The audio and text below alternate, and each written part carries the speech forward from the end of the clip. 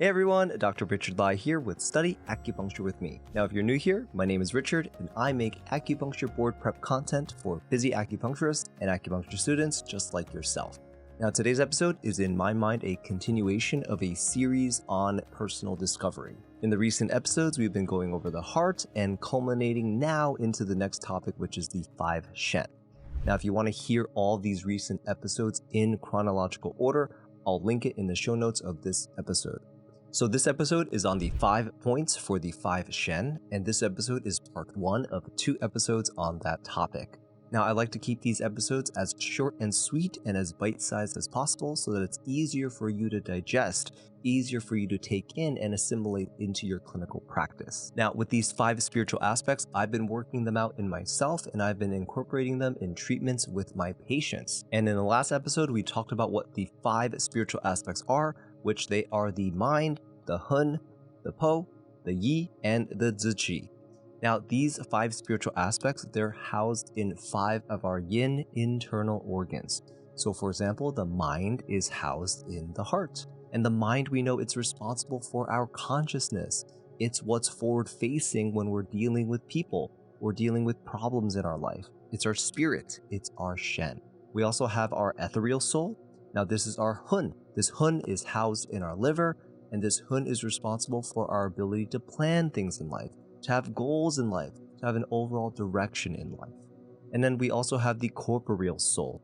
The corporeal soul is our Po. This Po is housed in our lungs. This Po is responsible for our feelings, our sensations, our ability to see things and hear things, our ability to smell things and taste things. It's basically our body's interaction with the world around us. And then we have our intellect. Now our intellect is also called our Yi. Now this Yi is housed in our spleen, and the Yi is responsible for our ability to concentrate, to think things through, to focus, and to memorize things. And then lastly, we have our willpower. Our willpower is our Zhi Shi. This Zhi Shi is housed in our kidneys, and it's responsible for our willpower, our drive, our grit, our determination. Now these 5 spiritual aspects, they're influenced by 5 points on our bladder channel. Now these 5 points are UB42, UB44, UB47, 49, and 52. And these numbers are high on the bladder line, so that means they're found on the outer line of our back where our bladder channel runs. So I'll put on the screen here a picture of the back, and if you're listening in podcast format in your car, don't worry, I'll explain it out. You just have to imagine it with your mind's eye. And then when you can safely watch this, just watch this episode on YouTube so you can see the diagram. But basically on the screen, we have a picture of the back. We have the 2 bladder lines. We have an inner bladder line and we have an outer bladder line. Now the inner bladder line, the one that's closer to the midline of the back where the spine is, this inner line is 1.5 sun lateral to our spinous processes. The outer bladder line is further away from the midline. This outer bladder line is 3 sun away from the midline. Now, in terms of musculature, when we look at the back overall, we have to see the back as muscles that are in 3 layers. We have a superficial layer, we have an intermediate layer, and then we have a deep layer. Now, with the back shoe points, with the bladder points, when you needle the inner line, which is the line that's 1.5 sun away from the spleen, you're looking for what's known as the highest palpable point of the paraspinal muscles. Now, the paraspinal muscles that your reference books are talking about are the muscles that are in the intermediate layer of the back. And there's 3 muscles in that intermediate layer. And they're really easy to remember if you like spaghetti, because that's the mnemonic for these muscles. The mnemonic for these muscles are I love spaghetti. The I in I love spaghetti stands for iliocostalis. The L in I love spaghetti stands for longissimus, and then the S in I love spaghetti stands for spinalis. Now, those are the I love spaghetti muscles, which together, these muscles are called your erector spinae. And when you're needling the bladder points that are 1.5 sun away from the midline, you're needling over the erector spinae group. The points that we're talking about today, though, they are not on the inner bladder line, but they're on the outer bladder line. The outer bladder line is 3 sun away from the midline. From a body composition perspective, you can draw an imaginary line from the medial border of your patient's scapula And these points are on that 3 Sun line, which is the outer bladder line. So first up, let's talk about UB42. So UB42 is the most superior bladder point of these 5 Shen points. This UB42 is known as Po Hu, which is the door of the corporeal soul. Now, UB42 is located 3 Sun lateral to the midline, and it's level, or it's on the same line as the lower border of the spinous process of T3. And this point, UB42, is actually also level with UB13. Now, UB13 is the back shu point of the lung. So that's a really fun connection because we have UB42 as the door of the corporeal soul, and then we have UB13 as the back shu point of the lung.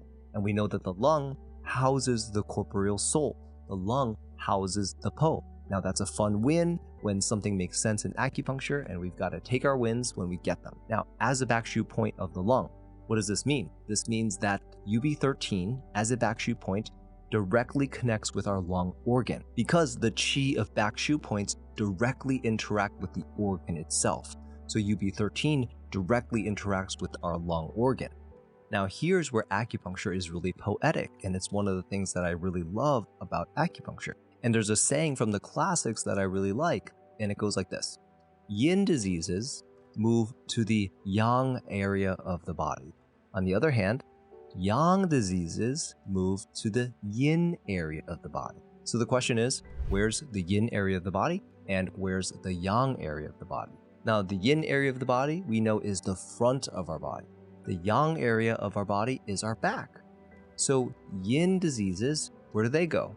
They go to the yang area of the body, which is our back. So then the question is, what is a yin disease that's going to the yang area of our body? A yin disease is basically either a disease of the yin organ, or it's a disease that's cold in nature, or it's a disease that's chronic in nature. Now, when you compare hot and cold, hot is more yang, cold is more yin. So a yin disease is something like a cold disease. When you compare an acute condition versus a chronic condition, an acute condition is more yang.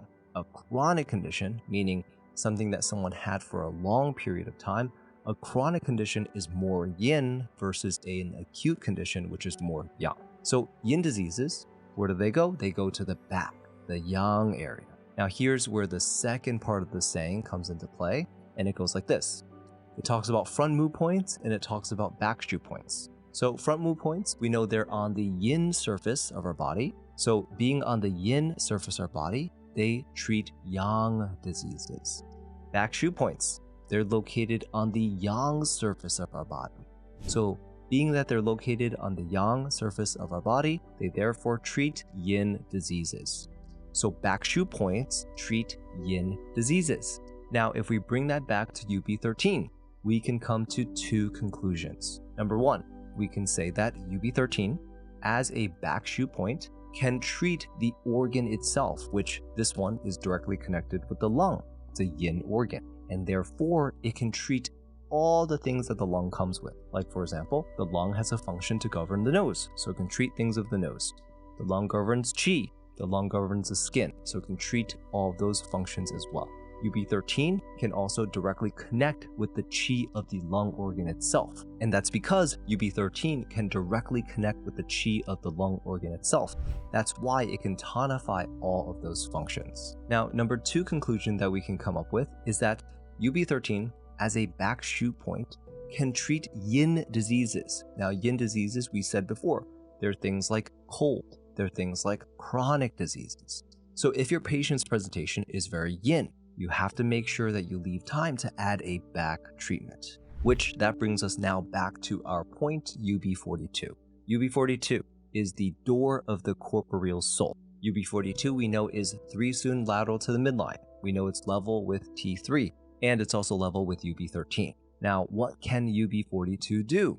Well, number one, it can tonify the lungs. Number two, it can soothe the corporeal soul. And then number three, UB42 can stimulate the descending function of lung qi. Now, these three functions pretty much break down into a physical side and a psychological side. Physically, we have the tonifying of the lungs, And we have the descending of lung qi, because UB42, we saw before, it can tonify all of those wonderful functions of the lung. Lung governs qi, lung governs respiration, lung controls the nose, lung controls the channels, controls the blood vessels.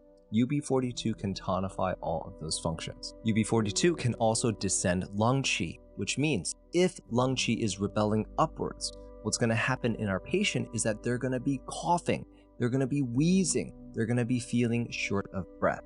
So UB42 can descend that lung qi, and it can relieve all of those symptoms. Now, on a psychological level, UB42 can influence our corporeal soul. Our corporeal soul is our Po. We talked about before how the Po is responsible for our feelings, for our expressions, for our sensations. So the corporeal soul is a connection for our material body with the world around us. And UB42 has a function to soothe the corporeal soul, and it can make us feel more connected with the world around us. It can influence our sensations and influence our feelings.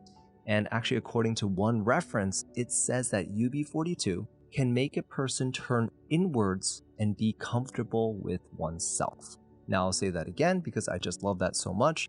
UB42 can make a person turn inwards and be comfortable with oneself. All right, now the next point we're going to talk about, and the last point of this episode, is UB44. Now UB44, the name of it is Shen Tang, which is the hall of the mind. Now this point is also located on the outer bladder line, which the outer bladder line we know is 3 sun lateral to the midline. Now this point is level with the lower border of the spinous process of T5, which this point is also on the same level as another back shu point. Now the back shu point that this point is level with is UB15.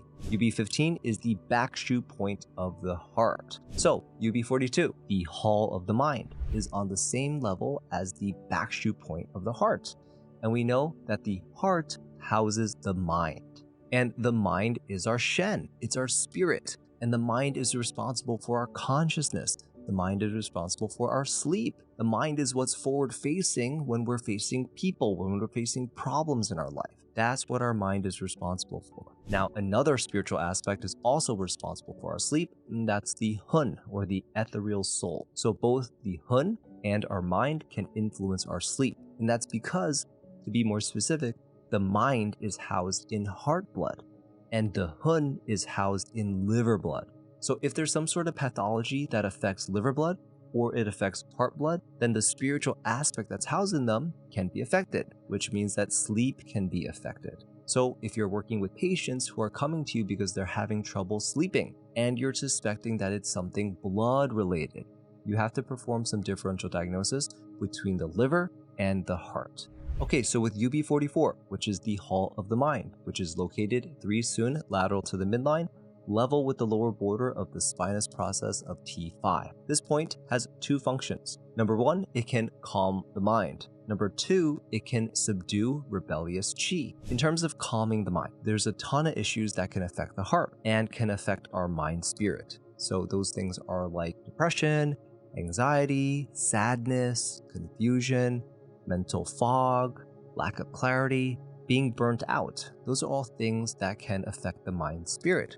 And I'm finding that there's also an effect with this point in terms of opening up the chest, or at least just opening up matters that are on someone's heart, especially when I read that there's a function of subduing rebellious qi. Now, in some texts for this function, instead of subdue rebellious qi, it says unbind the chest. So if someone has a lot of things on their chest they haven't been able to say, and they feel weighed down by it, UB44 has a function to unbind the chest and open their heart to speaking about them.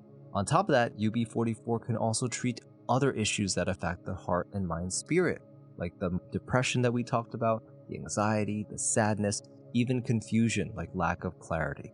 And actually with UB44, using UB15. And when you're using UB44, you can also use UB15 as the back shu point of the heart, and that can actually strengthen that calm mind function even more. So that subdue rebellious qi function is function number 2 of this point, which it has those mental emotional effects that we just talked about, but it also has a function over fullness of the chest. And if fullness of the chest is what's affecting your patient, that can present like asthma, that can present like shortness of breath, that can present like coughing. That can even present as stiffness in their chest or even stiffness in their upper back and their neck area. Because if there's stagnation or if there's fullness in the chest, that can actually cause both anterior and posterior symptoms because it's the chest cavity.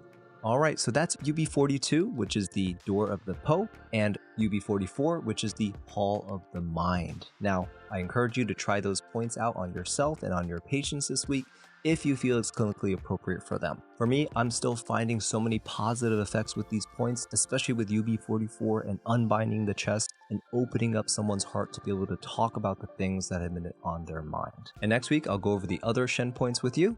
And by the way, if you want a transcript of this episode, I have them transcribed on my website, which my website is www.studyacuwithme.com. And there you can also sign up for my email list. When you're on my email list, you can get study guides directly to your email, as well as you can hear fun news from me. So make sure you sign up for my email list. All right, everyone, until next time, God bless and happy studying.